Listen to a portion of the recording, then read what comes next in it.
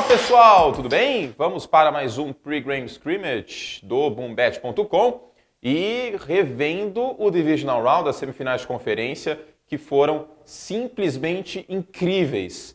E aí, como foram seus palpites na semana passada? Eu acho que quase ninguém deve estar 100%, né? Porque a gente teve algumas zebras esse final de semana, restavam 8 equipes para brigar pelo título do futebol americano e, bom, algumas caíram, tivemos algumas zebras. Palpite, foi bem? Coloca aí nos seus comentários, quero saber, estou ansioso para saber sua opinião. E não se esqueça que agora a gente vai rever as grandes narrativas que marcaram este excepcional final de semana. E olha, os playoffs estão bem mais legais que ano passado. E vamos começar com Atlanta e Filadélfia. A grande expectativa era a vitória de Atlanta, acho que muitos de vocês tinham o mesmo palpite, porque chega essa época do ano, o que acontece? A gente vai com o melhor quarterback, né? Se o resto dos elencos assim estão meio parelhos e muita gente foi com o Matt Ryan, eu coloquei como palpite a vitória de Atlanta por conta do seu quarterback, só que a gente esqueceu, e acho que essa é a grande narrativa deste Divisional Round. Defesa de Filadélfia, Minnesota e Jacksonville fizeram excelentes trabalhos, eu vou falar isso ao longo desse vídeo. Começando com Filadélfia.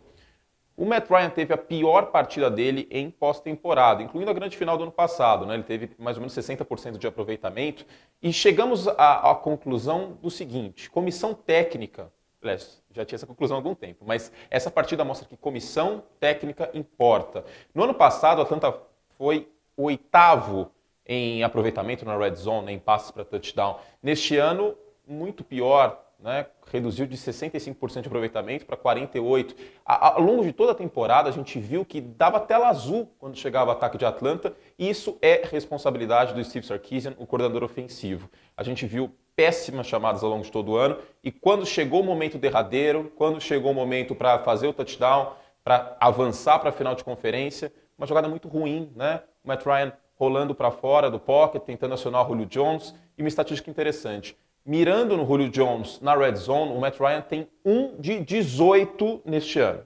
Um passe completo, 18 tentados, e tem uma interceptação também. Isso vai na conta do coordenador ofensivo. Claro, a gente não pode esquecer, ano passado era o Kyle Shanahan, que agora está em São Francisco, e é um ótimo coordenador ofensivo. E Steve Sarkisian fez um trabalho muito ruim. Eu não duvido até que, né, ano que vem ele comece, a temporada que vem ele comece com a batata assando. Do outro lado, a defesa de Atlanta poderia ter interceptado um passe no final do primeiro tempo que Keanu Neal vacilou, e se tivesse interceptado aquela bola que pipocou, né, no colo dele, o que teria acontecido? A Atlanta teria uma vantagem muito boa, uma posição de campo muito boa e poderia ter saído com a vitória.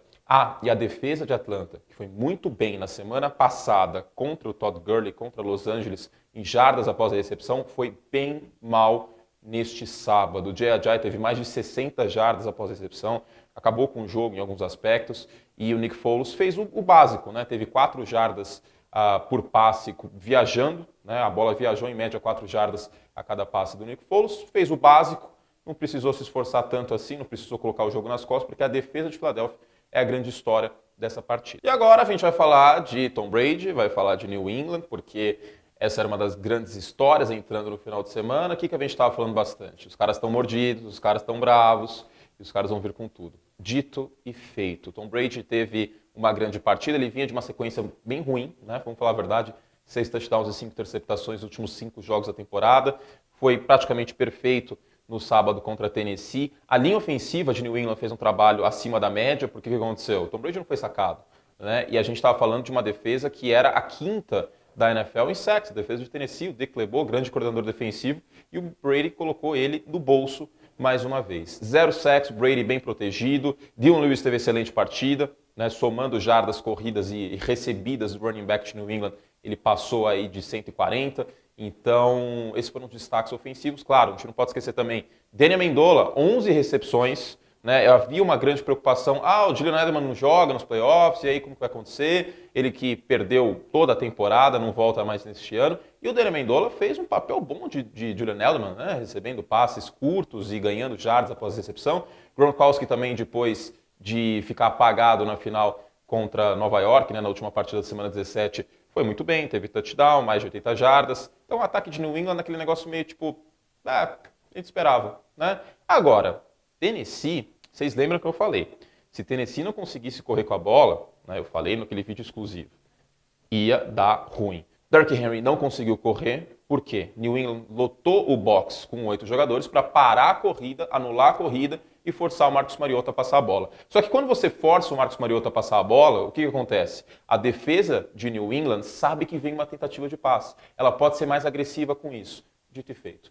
8 sacks e o pass rush de New England, que começou a temporada muito mal, terminou a temporada muito bem e agora mostra força na pós-temporada. Ainda tem o James Harrison que pode fazer um estrago aí na final de conferência. Então, vários jogadores participando, não é como se um jogador só tivesse 5 sacks, vários jogadores defensivos de New England tiveram um destaque importante e mais do mesmo, né? Foi uma partida bem dominada por New England, o jogo até começou um pouco parelho, o Tennessee começou 7-0 no placar, mas aí o Tom Brady ficou em fúria e a gente viu o que aconteceu. O domingo começou com Jacksonville e Pittsburgh. A expectativa era que as coisas fossem diferentes daquela semana 5 na qual né, o Ben Roethlisberger jogou bem mal contra Jacksonville, teve 5 interceptações.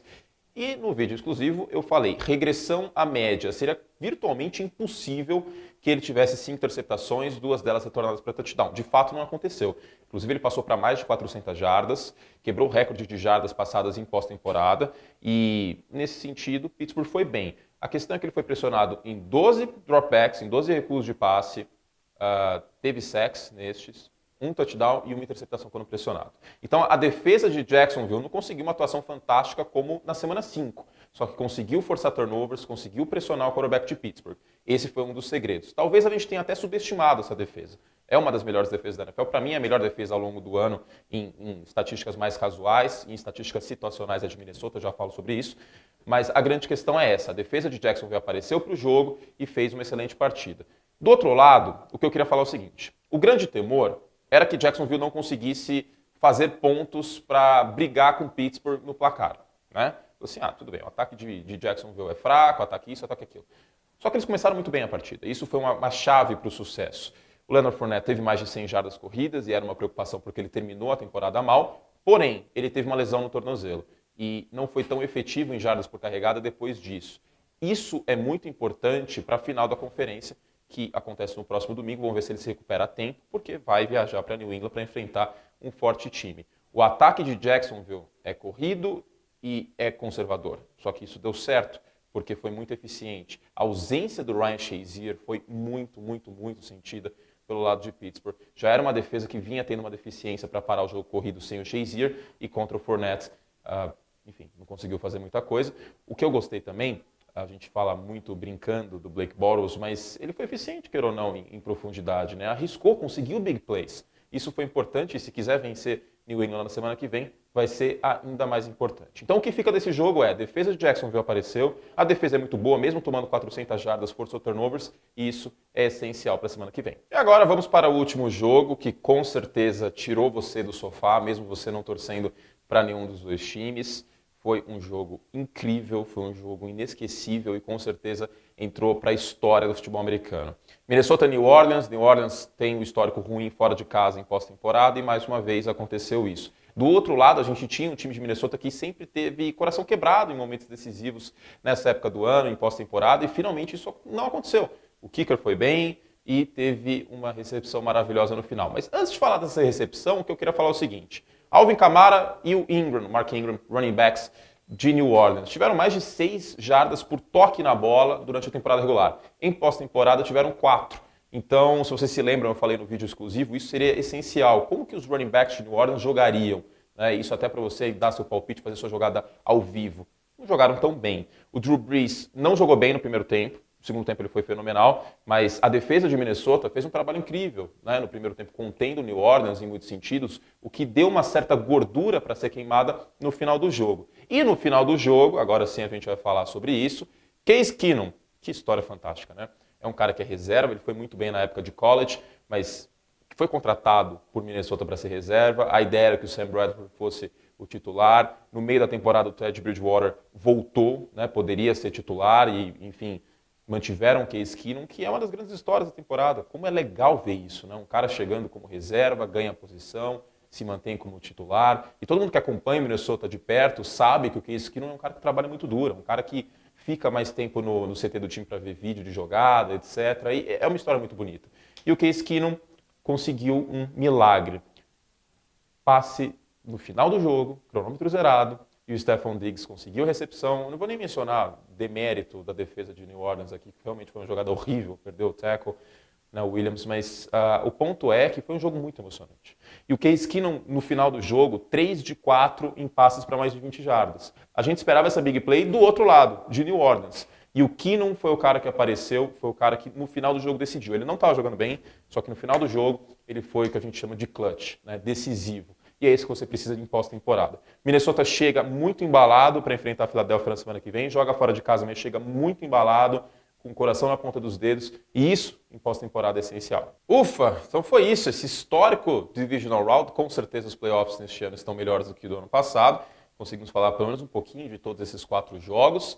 E agora é hora do quê? Das finais de conferência. E aí, você quer saber meus palpites? Então é muito simples. Basta se cadastrar lá no boombet.com que você vai receber um link com um vídeo para esses palpites. E aí eu falo quais handicaps estão justos, né? Quais favoritos realmente são favoritos por tantos pontos. Temos New England e Jacksonville, e depois temos Minnesota e Filadélfia, e temos surpresas no handicap, viu? E aí, gostou do vídeo? Bom, deixa seu like aí, porque mais pessoas serão impactadas pelo futebol americano. Não se esqueça também de se inscrever no canal. E, claro, uma notícia bacana. Lembra aquela promoção que eu falei semana passada? O cashback vale para todo mês de janeiro. Então, se você quiser dar ainda mais emoção, entra lá no Boombet, tem várias facilidades, por exemplo, fazer sua jogada ao vivo, certo? Então, até daqui a pouquinho, até meus palpites, até o vídeo com as finais de conferência. Tchau, tchau!